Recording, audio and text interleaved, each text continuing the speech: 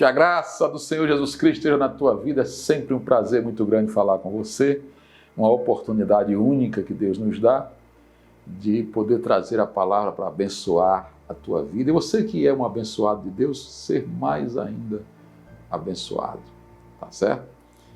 É engraçado que muitas vezes as pessoas pensam em liberdade e há uma confusão muito grande, né? Que as pessoas pensam, porque eu ser livre é fazer tudo o que eu quero. Mas as pessoas que fazem tudo o que elas querem, tudo mesmo que elas querem, elas terminam se tornando escravas. E uma das piores escravidões, um dos piores tipos de escravidão, é você ser escravo dos seus quereres. E você não conseguir controlar os seus desejos. E aí é difícil. Daí é que vem os vícios.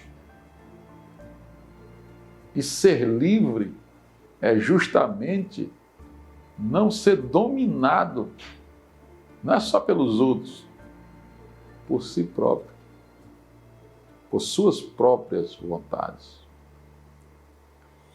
Agora, para que você, sejamos livres, nós precisamos realmente de termos o mínimo de condições para que depois nós possamos ir galgando esse crescimento, né? Isso é muito importante. Existia um homem, que a Bíblia fala, que ele vivia ali circunscrito a um local. E é engraçado porque seria cômico se não fosse trágico, que ele ficava na porta do templo de Jerusalém. A porta bonita, inclusive a chamada de Formosa.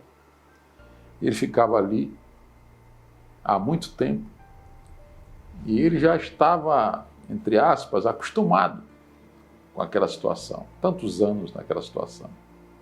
E ele pedia esmola para todo mundo ali. Agora veja só, olha essa contradição. Ele ficava na porta do templo, todo mundo que passava, que entrava e que saía, ele estendia a mão pedindo esmola.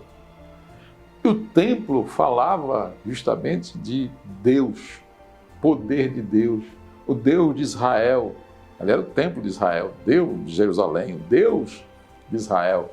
O Deus que fez maravilhas, o Deus que abriu o mar vermelho, o Deus que enviou os profetas como Moisés, como Elias, como Eliseu, o Deus que fez grandes coisas, que deu grandes vitórias a Davi. E aquele homem que fazia parte daquele povo era um homem que não tinha liberdade para coisas mínimas. Se levantar e ir até um local comprar um alimento, poder se locomover, conversar, ele não tinha. Eu quero ler com você o texto aqui. Pedro e João subiam ao templo dos judeus, tá? A hora nona, a hora da oração, a nona. E era trazido um homem que desde o ventre de sua mãe era coxo, o qual todos os dias o punham à porta do templo chamada Formosa para pedir esmola aos que entravam. E aí, o texto vai dizer que Pedro ia passando por ele, olhou para ele,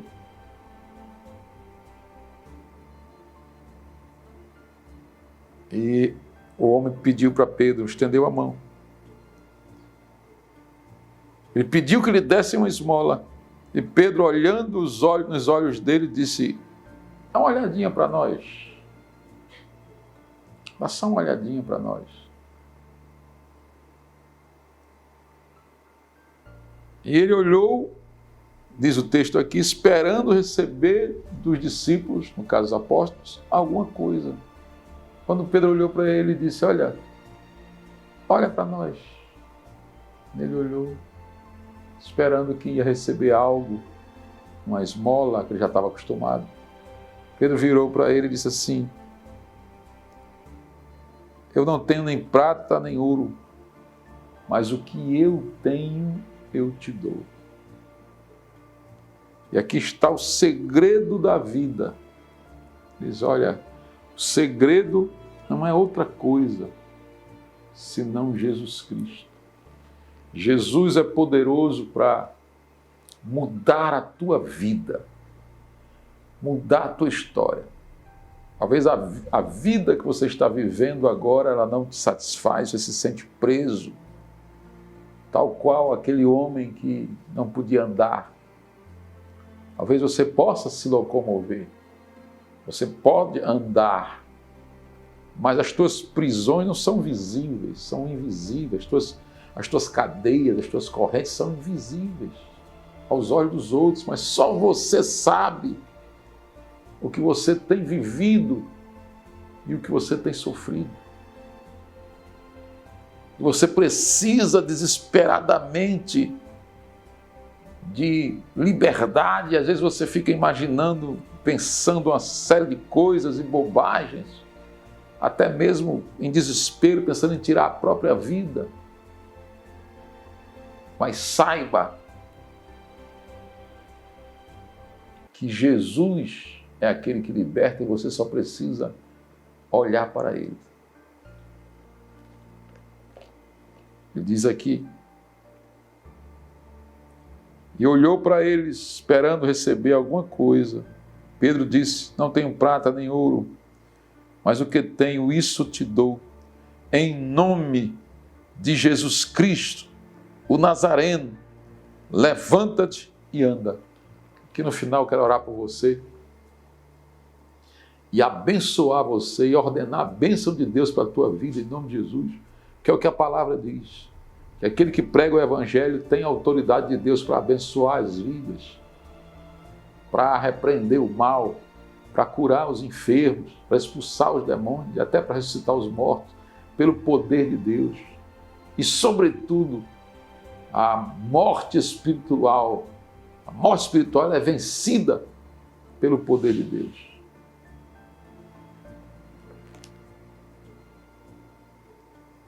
E o que eu acho interessante aqui é que Pedro era um homem cheio de atitude. Como deve ser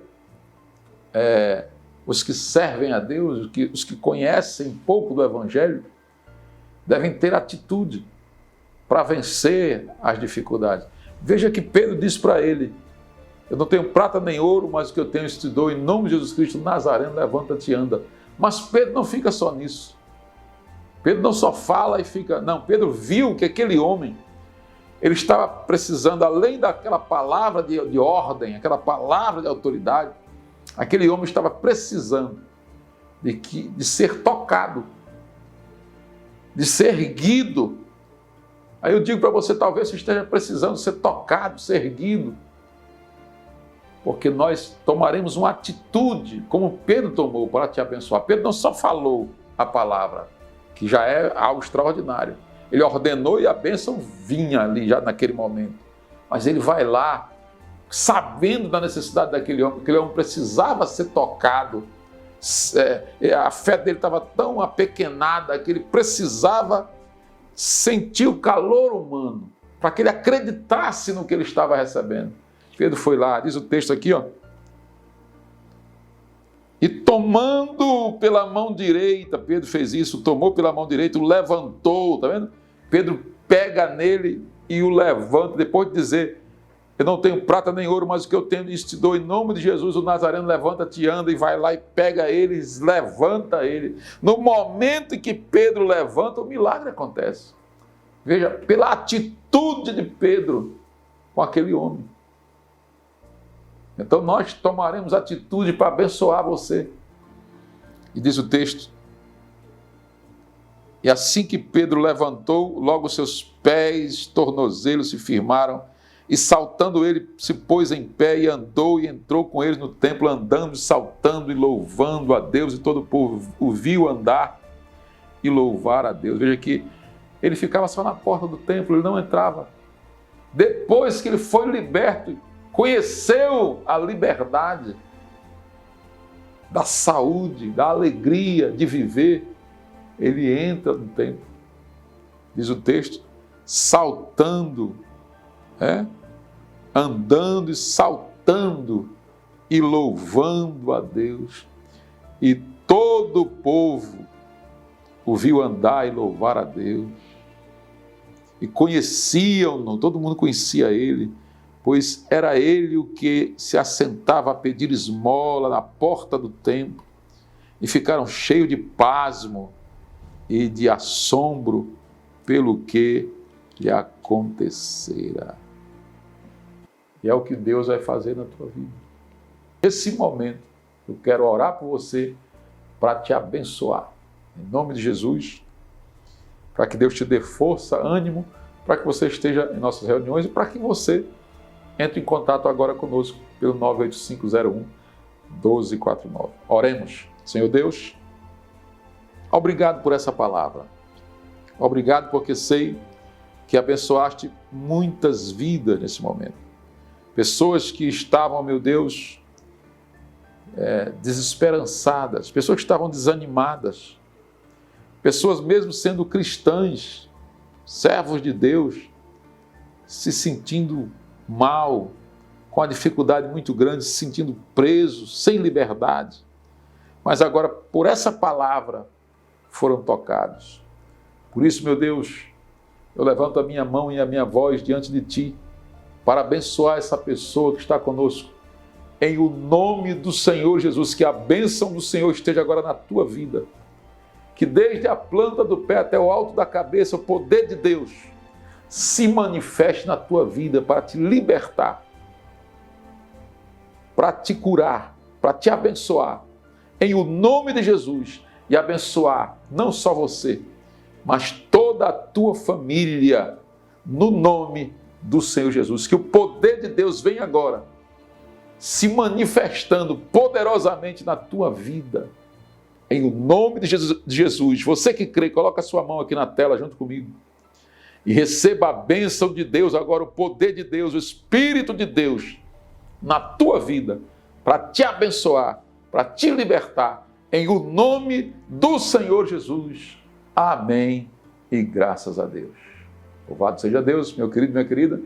Entre em contato conosco. Seja abençoado em nome de Jesus. Um grande abraço. Sucesso com a graça de Deus.